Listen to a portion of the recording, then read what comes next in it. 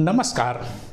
आज़ादी के अमृत महोत्सव के अंतर्गत साइबर अपराध से आज़ादी विषय पर चौबेपुर कानपुर नगर में एक कार्यशाला का आयोजन किया गया, जिसमें क्षेत्राधिकारी बिल्हौर व थाना प्रभारी चौबेपुर समेत जिले के कई पुलिस उच्च अधिकारियों व साइबर सेल के अधिकारियों ने जनता को साइबर क्राइम व उससे बचने के उपाय बताए। साइबर एक्सपर्ट हरमीत सिंह ने बताया कि विक्टिम तुरंत टोल फ्री नंबर 1930 या 7839876675 पर या वेबसाइट www.cybercrime.gov.in पर सूचना देकर शिकायत दर्ज करा सकते हैं। अब हम विस्तार से जानेंगे कि साइबर क्राइम क्या है, उससे बचा कैसे जा सकता है और साइबर क्राइम से बचने के लिए सरकार क्या क्या उपाय कर रही है।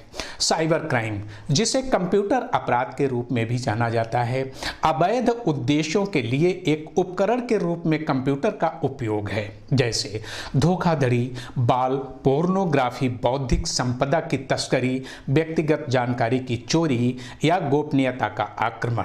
साइबर क्राइम को जो लोग अंजाम देते हैं उन्हें साइबर क्रिमिनल्स कहा जाता है। जानते हैं साइबर क्राइम के प्रकार। साइबर क्रिमिनल्स विभिन्न प्रकार के अपराध कारित करते हैं, जैसे hacking, theft, cyber stalking, identity theft, malicious software, child pornography and abuse. अब हम जानेंगे साइबर क्राइम की कैटेगरीज क्या हैं। साइबर क्राइम को ब्रॉडली 3 कैटेगरीज में बांटा गया है। Number 1, individual. इस प्रकार के साइबर क्राइम में ये कई फॉर्म ले सकता है, जैसे कि साइबर स्टॉकिंग करना, पोर्नोग्राफी को डिस्ट्रीब्यूट करना, ट्रैकिंग और ग्रूमिंग आदि।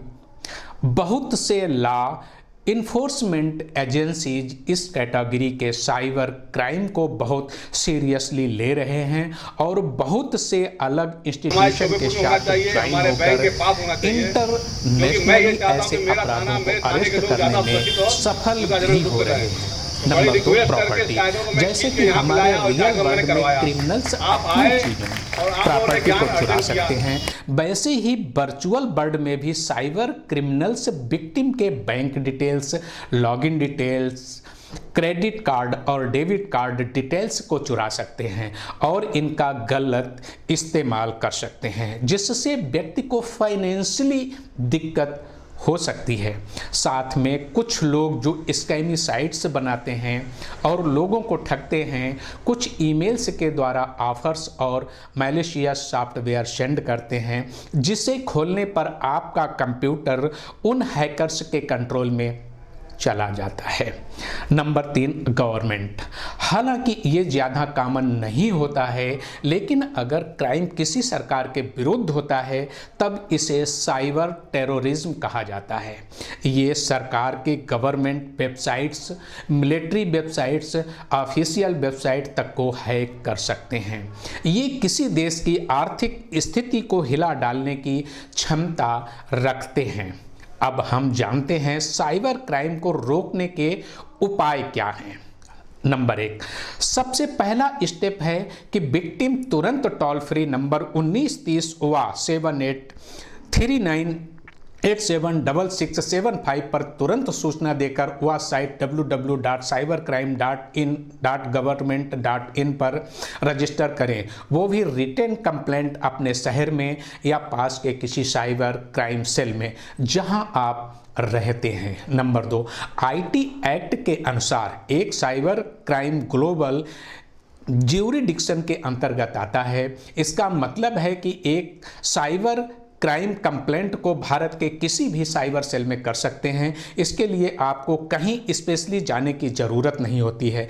अब भारत में प्रायः सभी बड़े शहरों में डेडिकेटेड साइबर क्राइम सेल खुल चुके हैं। नंबर 3, जब आप कोई साइबर क्राइम कंप्लेंट फाइल करें तब आपको अपना नाम, कॉन्टैक्ट डिटेल और मेलिंग एड्रेस देना होगा। इसके बाद आपको एक रिटन कंप्लेंट भी एड्रेस करना होता है head of cyber crime crime cell को आपके शहर में जहां आपने कंप्लेंट फाइल की है।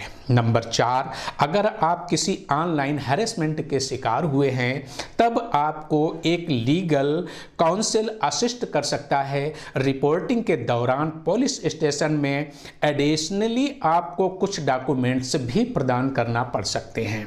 आपके कंप्लेंट के साथ ये निर्भर करता है कि आपके साथ हुआ क्राइम किस प्रकार का है। नंबर 5, अगर आपके शहर में कोई भी साइबर सेल नहीं है तब आप एक फर्स्ट इंफॉर्मेशन रिपोर्ट यानी FIR भी किसी एक लोकल पुलिस स्टेशन में दर्ज करा सकते हैं। अगर आपके कंप्लेंट को एक्सेप्ट नहीं किया गया तब आप पुलिस कमिश्नर या सिटी के जुडिशियल मजिस्ट्रेट को भी अप्रोच कर सकते हैं।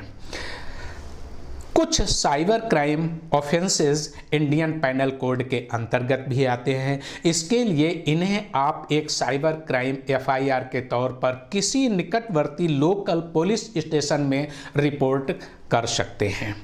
ज़्यादातर साइबर क्राइम्स जिन्हें कि इंडियन पैनल कोड कवर करता है उन्हें क्लासिफाई किया जाता है कॉग्निजेबल ऑफेंस के तौर पर। एक कॉग्निजेबल ऑफेंस वो क्राइम होता है जिसमें कि कोई भी वारंट की ज़रूरत ही नहीं होती है किसी को अरेस्ट या इन्वेस्टिगेट करने के लिए। ऐसे केसेस में एक पुलिस ऑफिसर को बाध्य होकर एक 0 FIR रिकॉर्ड करना होता है उस कंप्लेंट के लिए, फिर वो उसे आगे फॉरवर्ड करेंगे उस पुलिस स्टेशन को जहां की ये ऑफेंस एक्चुअली हुआ है। 0 FIR विक्टिम्स को बड़ा आराम प्रदान करता है क्योंकि इन केसेस में इमीडिएट अटेंशन इन्वेस्टिगेशन करना पड़ता है बिना टाइम वेस्ट किए और ये अतिशीघ्र कार्यान्वित होता है। बता दें कि सेक्शन 154 के अंतर्गत ये कंपलसरी है कि कोड ऑफ क्रिमिनल प्रोसीजर में किसी भी तरह का ऑफेंस होने पर कोई भी पुलिस ऑफिसर के लिए ये कंपलसरी है कि उन्हें विक्टिम की कंप्लेंट को रजिस्टर करना होता ही है, चाहे वो किसी भी प्रकार का क्राइम क्यों ना हो।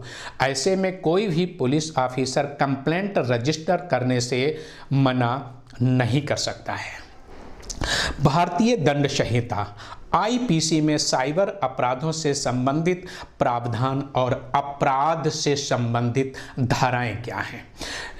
यदि ईमेल के माध्यम से धमकी भरे संदेश भेजना IPC की धारा 503, ईमेल के माध्यम से ऐसे संदेश भेजना जिससे व्यक्ति की मानहानिकारी होती हो IPC की धारा 499, फर्जी इलेक्ट्रॉनिक रिकॉर्ड्स का इस्तेमाल IPC की धारा 463, फर्जी वेबसाइट या साइबर फ्रॉड IPC की धारा 420, चोरी छिपे किसी के ईमेल पर नज़र रखना IPC की धारा 463, वेब जैकिंग IPC की धारा 383, ईमेल का गलत इस्तेमाल IPC की धारा 500, दवाओं को ऑनलाइन बेचना NDPS एक्ट, हथियारों को ऑनलाइन खरीद बिक्री आर्म्स एक्ट के अंतर्गत मुकदमे पंजीकृत होते हैं।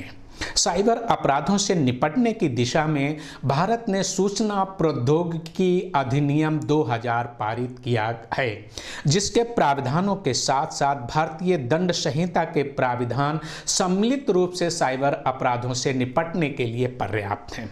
सूचना प्रौद्योगिकी अधिनियम 2000 की धाराएं 43, 43A, 66, 66B, 66C, 66D, 66E, 66F, 67, 67A, 67B, 70, 72, 72A और 74 हैकिंग और साइबर अपराधों से संबंधित धाराएं हैं। सरकार द्वारा राष्ट्रीय साइबर सुरक्षा नीति 2013 जारी की गई है, जिसके तहत सरकार ने अति संवेदनशील सूचनाओं के संरक्षण के लिए national critical information infrastructure protection centre NCIIPC का गठन किया है। इसके अंतर्गत 2 वर्ष से लेकर उम्र कैद तथा दंड अथवा जुर्माने का भी प्राविधान है।